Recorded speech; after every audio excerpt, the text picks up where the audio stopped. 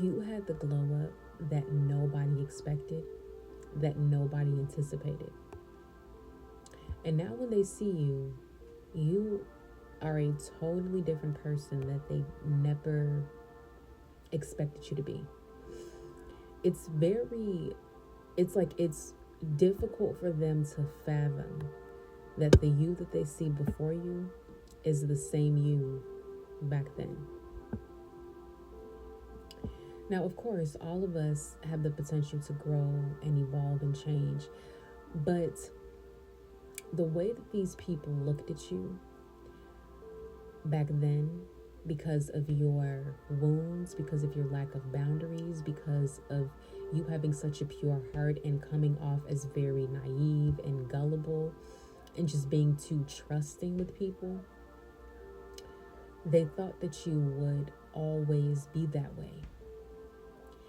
And for some of you, excuse me, I'm sorry.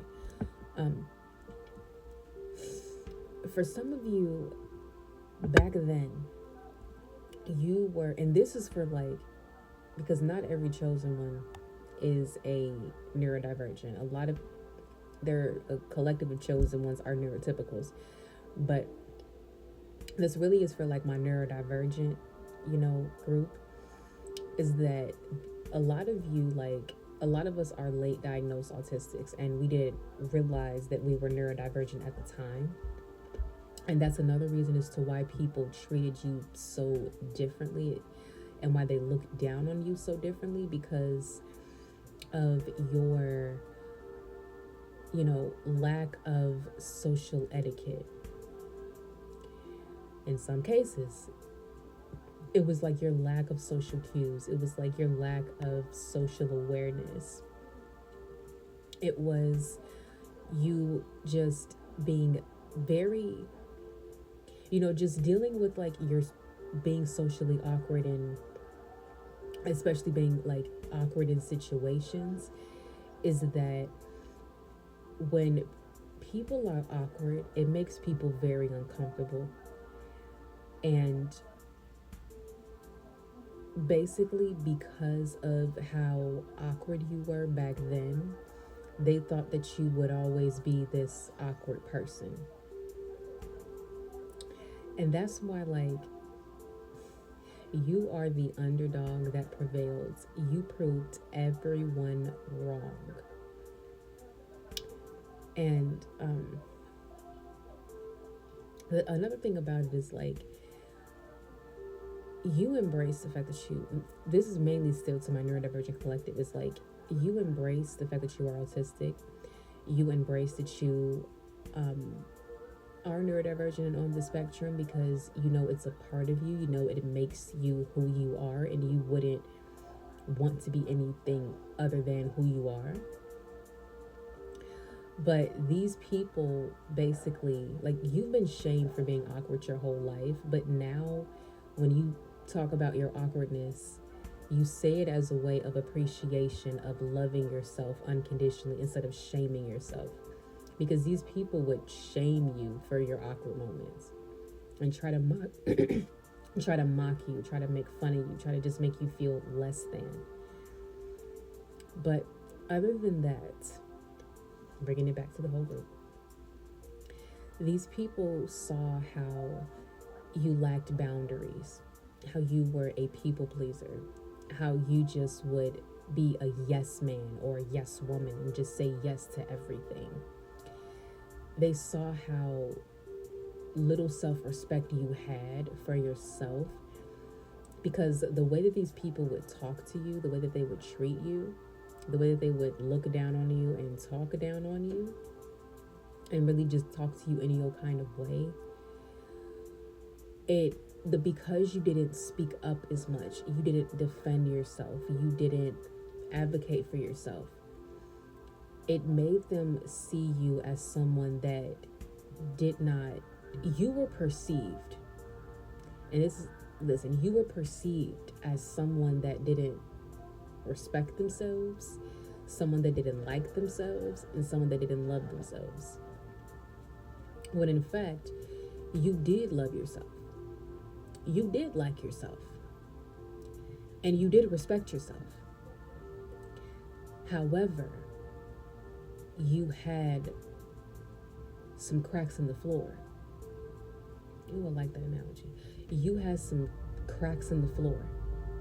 And you know how when you had cracks in the floor and you had like boards in your floor that weren't as sturdy. And you know how when you walk on a floor that is not as sturdy, it creaks, it makes a noise, or if you have cracks, stuff could fall through.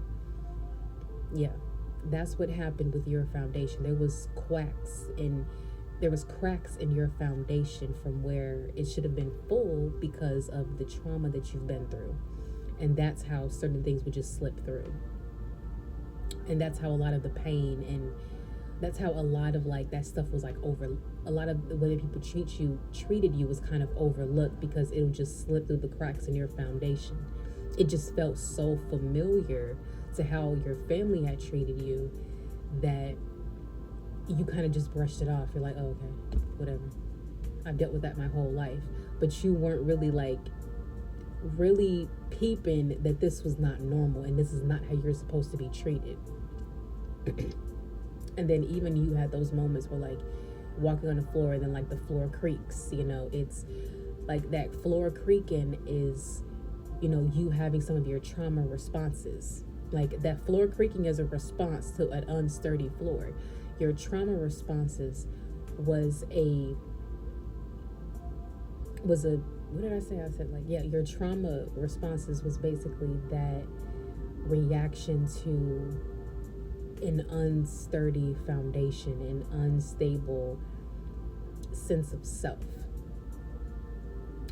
And those, like how the floor would creak and would make a noise, your trauma response would kick in and you would do certain actions that you may not have wanted to do, but you just did naturally. Like, how you walk on the floor and the floor creaks? It's not like the floor wants to creak. It's not like you want the floor to creak and make a noise, but the floor just does that because that is the effect of having an unsturdy floor. It's not like you wanted to have your trauma responses that way. It's not like you wanted to behave in that way or react in that way, or you didn't want to fight or flight or fawn or freeze. It was just a natural response because of the trauma that you've been through. And these people are not like, these people see you now. The people that hurt you the most and put you through so much shit, they see you now. They see you for how, I gotta relax my shoulders. They see you for how strong you have become, how much you have matured, how much you have evolved.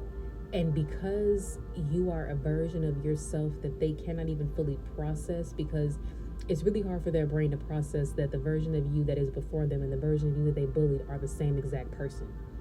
It's hard for their brain to process it because you were a totally different person when you were dealing with them.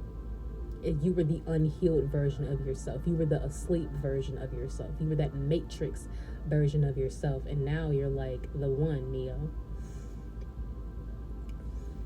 So the reason why maybe eventually they will give you your props, but listen, maybe they will eventually give you your props, but a lot of them are avoiding you.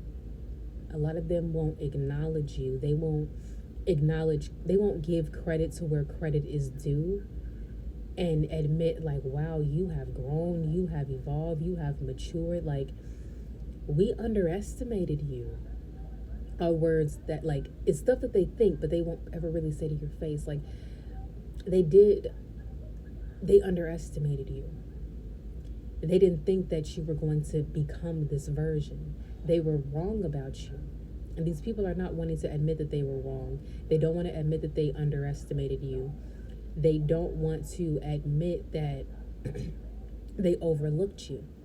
And they dogged the fuck out of you so badly that it's like they can't even really come back from that, because look at where you are now.